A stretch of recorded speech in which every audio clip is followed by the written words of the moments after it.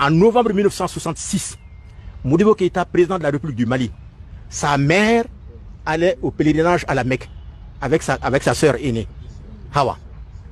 Au moment de leur départ, il a estimé que le président de la République, il n'avait pas d'argent à leur donner.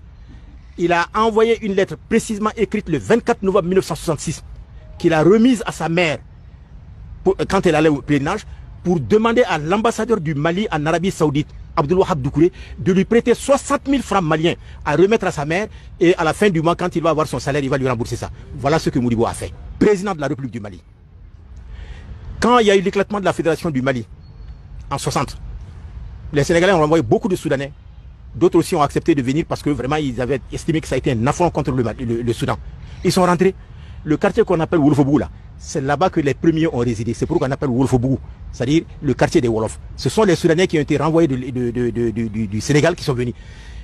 Et Modibo, à l'époque, estimé président de la République, la future République du Mali, il a lancé un appel pour demander à tous ceux qui peuvent apporter des contributions. Ils ont créé un fonds spécial pour appuyer ceux qui sont venus du Sénégal. Certains sont venus avec seulement leurs habits. Ils n'avaient rien, absolument rien à manger. Donc il a lancé un appel pour créer un fonds spécial d'appui aux Soudanais venus du Sénégal. Ce fonds, pour l'alimenter, pendant 2 ans, il a renoncé à son salaire, à la moitié de son salaire, pendant 2 ans, en faveur de ce fonds. Et vous savez combien il gagnait à l'époque? 175 000 francs. 175 000 francs maliens, président de la République, jusqu'à sa mort.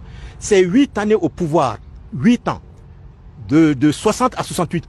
Tout son salaire cumulé pendant les 8 années, ça ne faisait que 23 millions de francs maliens. Divisé par 2, ça fait à peine 12 millions de francs CFA. Pendant 8 ans, ce qu'il a gagné, il n'a jamais touché à 1 franc du denier public. Jamais.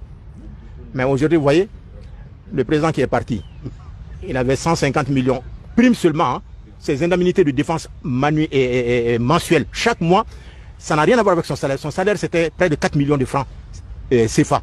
Mais en plus des 4 millions de francs CFA, il avait droit à 150 millions de francs CFA par mois.